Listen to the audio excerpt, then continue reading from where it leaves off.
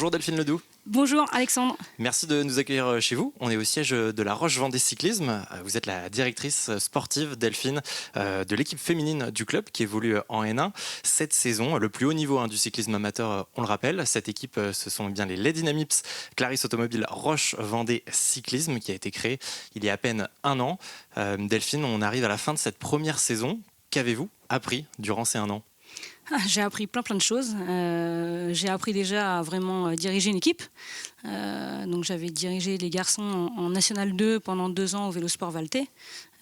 Et puis du coup, me voilà maintenant à diriger des féminines. Donc c'est complètement différent.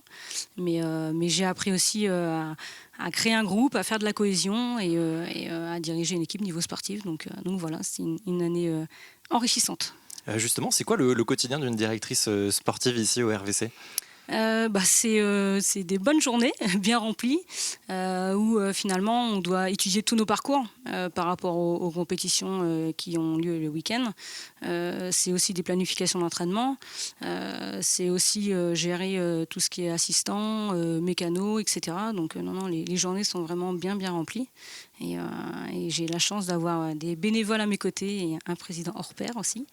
Donc ça aide. Je ne suis pas toute seule dans le bateau, on va dire, à gérer cette équipe, quoi. Yannick Leclerc, le président du RVC, Exactement, qu'on salue. Exactement. Alors pour cette première année en N1, 9 coureuses faisaient partie de l'effectif. On va les citer. Ouais. Sarah Pope, Flavie Arnoux, Manola Audet, Maëva Neveu, Chloé Schonenberger, C'est ça. Marie de Sandez, Inès van der Linden, Coralie Savina et Colline Vincent.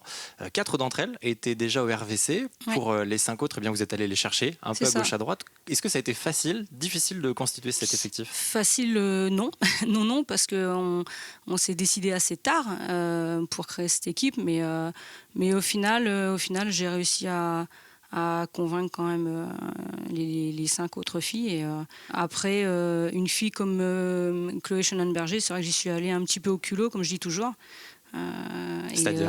C'est-à-dire que je l'ai contactée par Instagram, par les réseaux sociaux.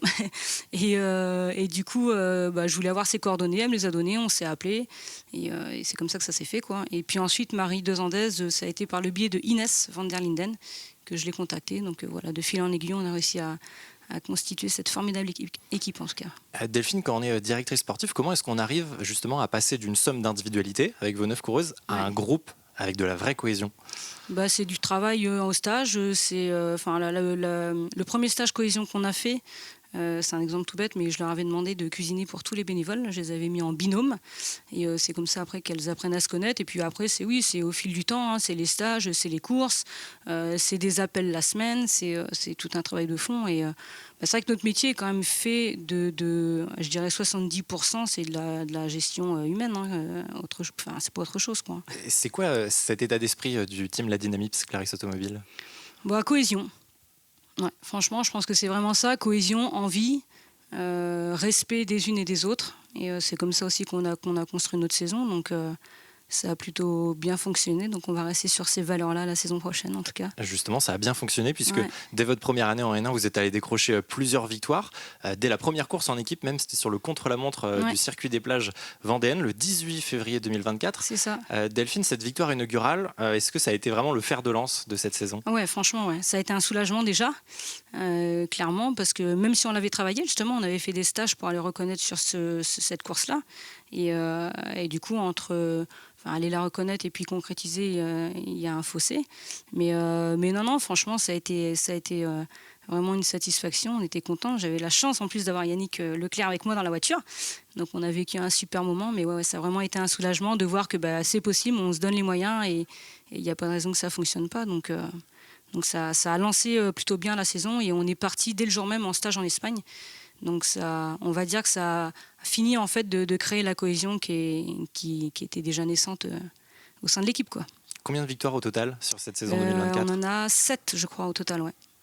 C'était un objectif, 7 ? Ah non, franchement, il n'y avait pas forcément d'objectif. L'objectif premier, c'était de se faire plaisir et d'essayer de travailler du mieux possible. Mais la victoire aux plages vendéennes, c'est vrai que ça nous a vraiment libérés. Après, ensuite, on a gagné une course nationale à Pujol. Après, on a fait 2e et 3e avec Chloé et Sarah à Albi.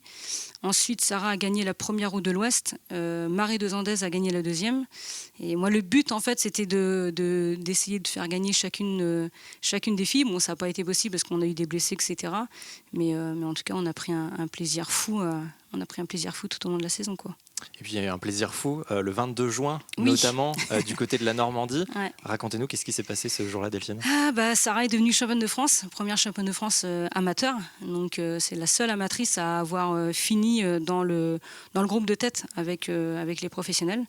Elle doit faire 19 ou 20e, je crois, de la course. Donc elle n'a pas forcément cherché à faire le sprint pour aller chercher une meilleure place, on va dire. Mais je pense qu'elle avait largement les moyens de faire dans les 15 premières.